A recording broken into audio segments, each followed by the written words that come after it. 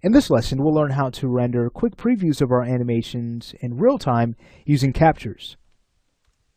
So here's our final animation. Let's go ahead and hit play. Looks really nice. Now, we don't want to always rely on the playback speed in Softimage. Right now we're working with a light scene, so chances are the speed that we see here would be the same speed we'd see in a capture. However, if our scene were heavier, there was a lot going on, a lot of geometry, a lot of characters, well then chances are your speed will be affected, your frame rate. So what we then want to do, just to make sure everything is playing back desirably, is to render out a quick capture. So to do that, we'd go to the camera menu in the viewport and choose Start Capture. So notice we can set wherever we like to save these captures out at. We can also change the format. Right now by default set to bitmap, but you can most certainly change that to, let's say, AVI, QuickTime, or whatever you like. We have a lot of settings. I'm going to leave this at bitmap so we can work with flipbook. You could also change your compression.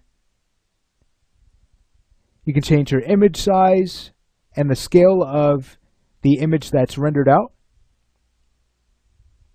And then underneath, you can adjust what frames will be rendered. So right now, by default, we have it set to 1 and 150 based off of our time range. So that's going to work just fine. And then at the bottom, notice we can set our frame rate. So let's leave this at 29.97 NTSC. Then when this is all finished, looking to the left of our frame rate field, notice we can choose to launch flipbook when the render is complete. So let's go ahead and make sure that is on, and we'll choose OK. We'll give Softimage a second to process the renders. And now, in no time at all, we have our animation playing back at the correct frame rate.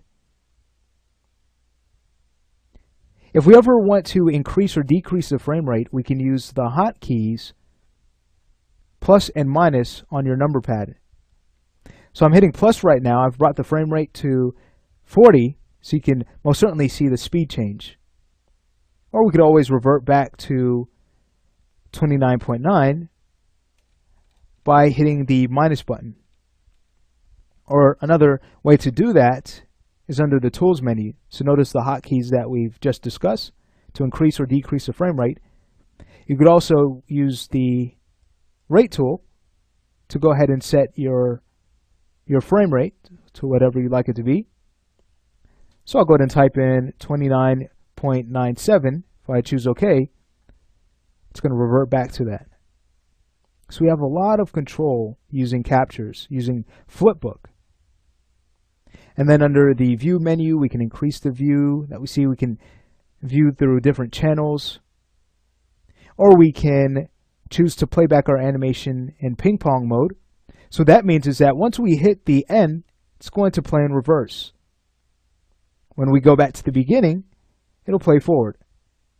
Again, a great way to test your animation overall, making sure that everything looks correct in your character's performance and the timing that those gestures are hit. Great. Well, I'll go ahead and turn off ping pong. It gets a little distracting at times. I'll go ahead and set this back to play real time.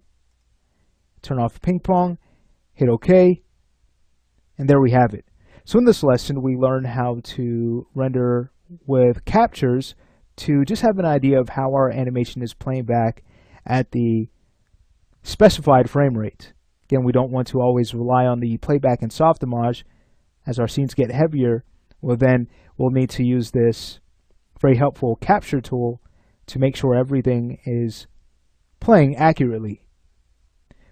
And being that this is the last lesson in the animation portion of this course, I'd like to thank you for following along. We sure went through a lot of tools that you will most certainly use often when creating character performances.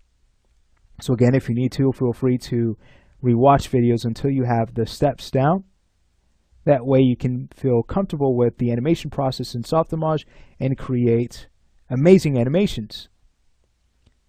Well, once we're finished with this, I can now hand it over to Chris, who's going to teach you how to work with particles, dynamics, things like that to create some really neat effects.